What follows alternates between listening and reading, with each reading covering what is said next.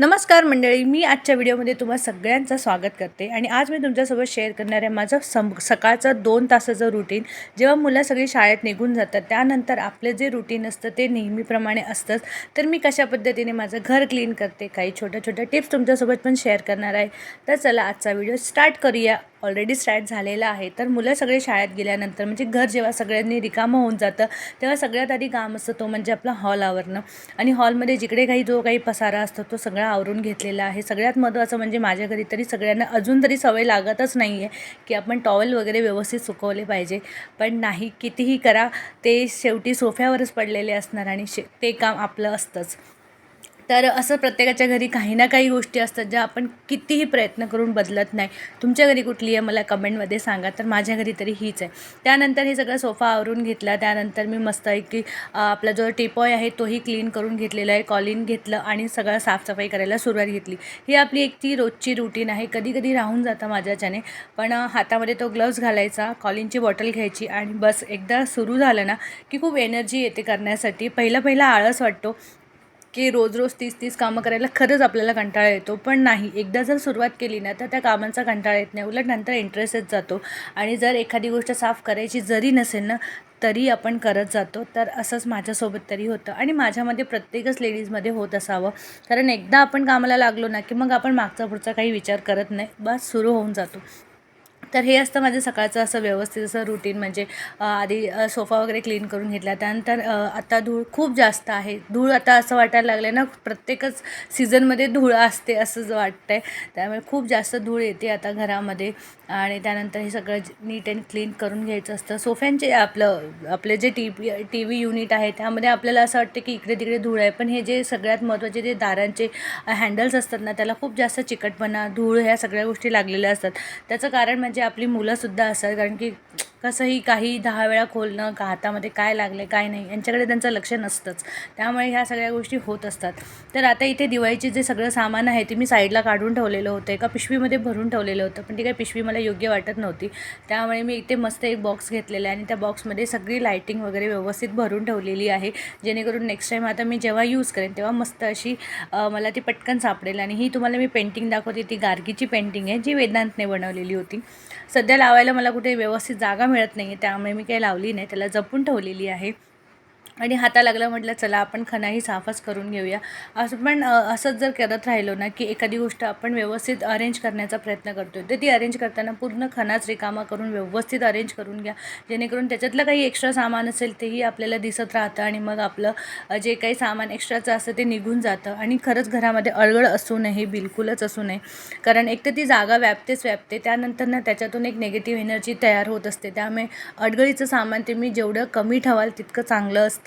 आपल्या घरात नीट स्वच्छता असणं किंवा एखादी गोष्ट जी योग्य कामाची आहे तीच असणं खरंच महत्त्वाचं आहे. आपण खूप आपल्या इंडियन कल्चरमध्येच असं आहे की येस आपण ह्या सगळ्या गोष्टी पुढे कामी येईल या हिशोबाने ठेवत असतो. पण शक्यतो आता हे सगळं करायला बंद करायला पाहिजे. कारण की तो ना दिवस कधी उगवत नाही आपला. कधीतरी क्वचित असं होतं की एखाद्या वस्तूची गरज भासू शकते, पण असं खूपच क्वचित होतं. नाहीतर हे सगळं अडगळीचं सामान आपण खूप जास्त सांभाळून ठेवतो. मीही याच्यावर प्रयत्न करत आहे. मी काही वेगळी नाही, त्यामुळे मीही आता प्रयत्न करते की नाही, आपल्याकडे अडगळ नसली पाहिजे. जितकं जमेल तितकं कमी सामान आपल्या घरात असलं पाहिजे, जेणेकरून स्वच्छता करण्यासाठी आणि पॉझिटिव्हिटी तयार होण्यासाठी जरा आपली मदत होईल.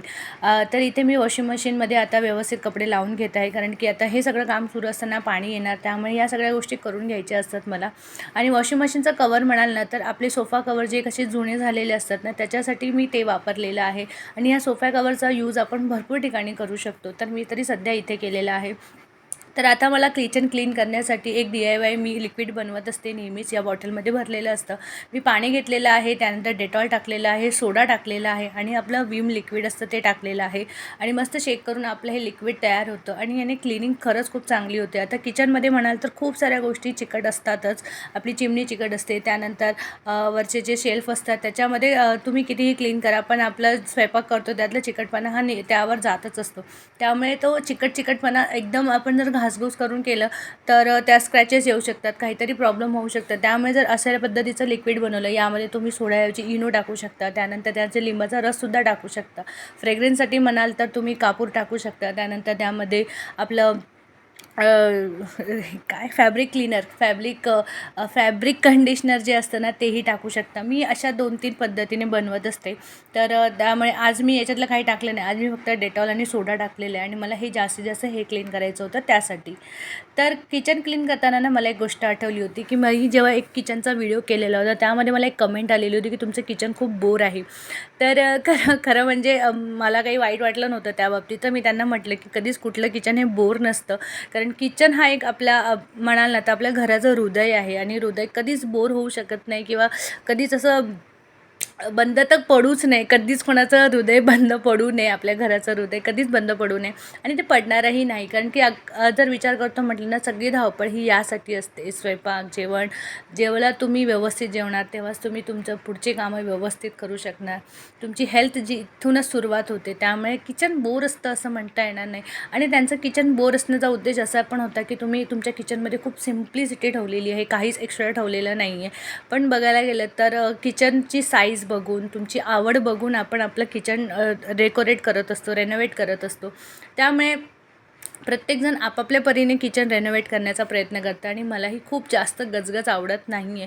त्यामुळे मी खूप जास्त माझ्या किचनमध्ये पसारा ठेवत नाही, खूप जास्त ऑर्गनायझर ठेवत नाही, खूप जास्त एक्स्ट्राची भांडी मी ठेवत नाही, कधीच ठेवत नाही. जी एक्स्ट्राची असेल ती लगेच काढून टाकते. नवीन भांडे जर मला घ्यायचं असेल तर मी जुनं भांडं आधी डिस्कार्ड करते आणि त्यानंतरच नवीन भांडी मी घेत असते. त्यामुळे मला किचन सुटसुटीत हवं असतं कारण की माझ्या किचनमध्ये वॉशिंग मशीन, फ्रीज ह्या सगळ्या गोष्टी असल्यामुळे मला किचन कंजेस्टेड वाटतं खरं म्हणजे. पण मला आहे ते गोष्टी परफेक्ट ठेवण्यासाठी जास्त मला बरं वाटतं. त्यामुळे मी किचनमध्ये खूप जास्त झाडं फुलं लावण्याचा मला अजिबात इंटरेस्ट वाटत नाही. कारण की ती तेवढी निगा राखता आली पाहिजे, त्यांचं तेवढं क्लिनिंग झालं पाहिजे आणि ती आपल्याला किचन हे कसं सुटसुटीत असलं पाहिजे आपल्यासाठी. त्यासाठी किचनमध्ये आपल्या योग्यतेने, आपल्या सोयीने, आपल्या आवडीने आपण किचन रेनोव्हेट करावं. कोणाचं बघून कोणी काहीतरी ऑर्गनायझर घेतलं आहे, कोणी काहीतरी फुलंच लावली आहेत, तसं करण्यात काही इंटरेस्ट नाही, म्हणजे मला तरी नाही आहे. त्यामुळे माझं किचन जसं आहे तसं मला खूप आवडतं आणि प्रत्येकीलाच आपलं किचन आवडतं. म्हणून कोणी अशी तरी कमेंट करू नका की समोरच्याला काहीतरी असं वाटेल की का असं म्हणजे बोलतो आहे हा व्यक्ती. मला खरं म्हणजे त्या कमेंटचं काही वाटलं नव्हतं. ठीक आहे, प्रत्येकाचा व्ह्यू आहे, पण का असं असतं मी म्हणून त्याचं रिझन सांगते. आणि प्रत्येकाची आवडही वेगळी असते, तर प्रत्येकाला खूप गोष्टी आवडत असतात. पण कधी कधी काय होतं की आपल्या म्हटलं ना की किचनची साईज झालं किंवा अजून काही गोष्टी असतात, तर त्यासाठी म्हणून कोणी नाही रेनोव्हेट करत किंवा नाही डेकोरेट करत. त्यामुळे ठीक आहे, ओके आहे. तर इथे मी तेलाची कॅन व्यवस्थित आतूनसुद्धा क्लीन केलेली होती. तर आतून क्लीन करण्यासाठी मी त्यामध्ये इनो वापरलेला होता. इनोची अर्धी पुडी माझ्याकडे शिल्लक होती आणि तर त्यासाठी म्हटलं चला ही अर्धी पुडी कुठे यूज होणार नाही, त्यासाठी म्हणून मी इथे यूज केलेली होती त्यामध्ये. तर त्यामध्ये क्लीनर टाकलेलं होतं, थोडंसं इनो टाकलेला होता आणि मस्त शेक करून घेतलं. तर आतून एकदम मस्त चकाचक झालेली आहे ती.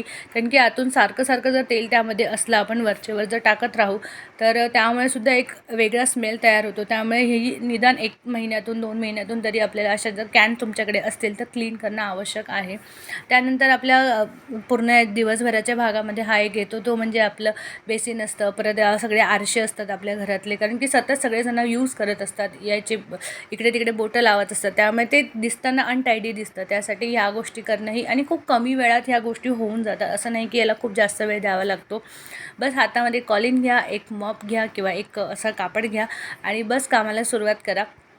एक एक काम दिसत जातं आणि तुम्हाला इंटरेस्ट येत जातो. आणि मी माझं काम असं शांततेने करण्यासाठी मस्त गाणी लावते माझ्या आवडीची. तर ते गाणी ऐकत ऐकत किंवा सगळ्या गोष्टी करत मला खूप छान वाटतं. तर तुमच्या घरी तुम्ही क्लिनिंग जर करत असता तर तुम्ही काय करता मला नक्की कमेंटमध्ये सांगा. म्हणजे कोणी गाणी लावत असेल, कोणी अजून काही कुठल्या सिरियल्स वगैरे बघत असेल, तर काही ना काही असं कोणाचं असतं की येस मी एवढा एपिसोड बघते मग परत काम करते, मग तेवढं बघते परत काम करते. असं प्रत्येकाचं काहीतरी वेगळं असतं आणि त्यांना मजा येते या सगळ्या गोष्टी करण्यामध्ये. त्यानंतर इथे शेवटचा पार्ट येतो, तो म्हणजे हा फ्रीज आणि आपलं वॉशिंग मशीन. कारण की फ्रीजला दिवसातनं सतत आपला हात लागत असतो, त्यामुळे फ्रीजसुद्धा आपला चिकट होतो आणि जर 1-2 दिवसातून आपण नाही क्लीन केला तर त्याला असे छोटे छोटे डाग पडतात आणि मग ते दिसताना चांगलं दिसत नाही. कुठलीही गोष्ट दिसणं खूप इम्पॉर्टंट आहे, मला तरी असं वाटतं. जेव्हा एखादी गोष्ट नीट क्लीन दिसते ना तेव्हा ती अशी छान वाटते, आपल्याला स्वतःला प्रसन्न वाटतं. त्यामुळे अशा गोष्टी आपण त्यासाठी ह्या सगळ्या गोष्टी क्लिनिंगच्या करत असतो, की घर आपलं जेव्हा क्लीन असतं तेव्हा आपलं स्वतःलाच खूप मन प्रसन्न वाटतं आणि समोरचा व्यक्ती जो येतो आपल्या घरामध्ये त्यालाही प्रसन्न वाटतं. त्यासाठी म्हणून आपण ही क्लिनिंग करत असतो आणि रोजची रोज आपली अशी क्लिनिंग होत राहिली पाहिजे. तर फ्रीज झाल्यानंतर वॉशिंग मशीनसुद्धा, कारण की सेम तसंच आहे की पाणी वगैरे सांडतं आणि त्याचे डाग राहून जातात, त्याला पुसलं नाही तर ते तसंच राहून जातं.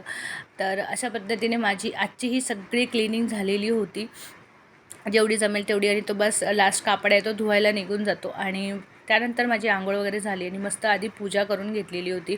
तर इथे मला स्वामी समर्थांचा इथे फोटो लावलेला आहे आणि मला एक कमेंटसुद्धा आली होती की ताई तुम्ही माझ्या दारावर जी घड्याळ आहे ना ती काढून इथे लावा आणि स्वामी समर्थांचा फोटो तिथे लावा. तर हो, मला ती कमेंट खरंच आवडलेली होती आणि मी मिस्टरांना 1-2 वेळा सांगून झाले की मला तिकडे ड्रिल करून द्या, त्या भिंतीला ड्रिल करावं लागणार आहे, त्यामुळे ते काम थोडंसं अडलेलं आहे. नाहीतर ते काम मलासुद्धा करायचं आहे, कारण की मला खूप जणांनी सांगितलं असं की येस दारावर घड्याळ लावू नये त्यासाठी. तर मी नक्की तुमचा कमेंटचा विचार करून नक्की लवकरात लवकर चेंज करण्याचा प्रयत्न करेन, कारण की मलाही माझ्या घरामध्ये शांतता, चांगलं हवं असतं. आणि हा माझा छोटासा कॉर्नर आहे जो मी माझ्या हिशोबाने बनवलेलं आहे, कारण की माझ्या इथे जास्त झाडं टिकत नाही, खूप जास्त ऊन असते. त्यानंतर खारुताई येते, चिवताई येते आणि अशी छान छान आमची झाडं खाऊन घेऊन जाते. त्यासाठी म्हणून तर मी तुळस पण नवीन आणलेली होती. तर बघा तुळस बिलकुल नाही आहे, कारण की 2 दिवसाआधीच आमच्या खारुताईने सगळी तुळस संपवलेली आहे. त्यासाठी म्हणून. आणि इथे जो तुम्हाला चौकोनी बॉक्स दिसतोय ते मी सावलीसाठी ठेवलेलं आहे, कारण की खूप जास्त ऊन पडते या झाडावर, त्यामुळे ती ना कोमेजून जाते ते झाड, त्यामुळे तिथे सावली म्हणून मी तिथे ते बॉक्स ठेवलेला होता. इथे लास्टचं जे स्पिन असतं त्यावेळी मी इथे एक तर फॅब्रिक कंडिशनर टाकते किंवा डेटॉल टाकते. तर फॅब्रिक कंडिशनर नसल्यामुळे मी आता डेटॉल टाकलेलं आहे, जेणेकरून कपडे मस्त होतात आपले. त्यानंतर आपल्या घरामध्ये खूप छोट्या-छोट्या गोष्टी अशा राहून म्हणजे असतात ना, तर हे आपल्याकडे बुके असतो ना फुलांचा, त्याच्या खाली बघा ते ग्रीन कलरचं जे असतं, आता त्याला ॲक्च्युली नाव काय आहे मला माहीत नाही. तर तो माझ्याकडे होता आणि मग त्याच्यातला जो स्पंज आहे, तो जो ग्रीन कलरचा जो स्पंज आहे त्याच्यामध्ये असं पटकन ना थर्माकॉलसारखाच असतो, पण नाही, थर्माकॉलचं मटेरियल वेगळं असतं आणि हे खूप वेगळं आहे. तर मी ते जपून ठेवलेलं होतं. मी म्हटलं असं काहीतरी जेव्हा बनवायचं काम पडेल तेव्हा आपल्याला काम पडेल. आणि हे बघा मला मस्त झालेलं आहे, आता कामी आलेलं आहे. तर मी एक माझ्याकडे कुल्हड होता आणि त्या कुल्हडचं तुटलेलं होतं म्हणून मी यूज करत नाही. तर इथे छोटंसं फुलदाणी तयार केलेली आहे आणि माझ्या बेसिनच्यावर थोडीशी जागा रिकामी झालेली होती सध्या सगळं क्लिनिंग केल्यामुळे. तर म्हटलं चला इथे काहीतरी छोटंसं शोपीस ठेवूया, जेणेकरून ते दिसतानाही छान दिसेल आणि जो कुल्हड तुटलेला होता तो युटिलाइज होईल. त्या फुलांमध्ये तो पूर्ण झाकला गेलेला आहे तुटलेला कुल्हड. तुटलेला म्हणजे त्याचं वरचं जे असतं ते थोडंसं खिपले निघालेले आहे 2-4 ठिकाणाहून. तर अशा पद्धतीने हा कुल्हड मस्त फुलदाणी तयार झाली छोटीशी आणि ही माझी पूर्ण बेसिनचा एरिया. तर चला भेटूया याच्या पुढच्या एखाद्या मस्त व्हिडिओसोबत. तोपर्यंत बाय, टेक.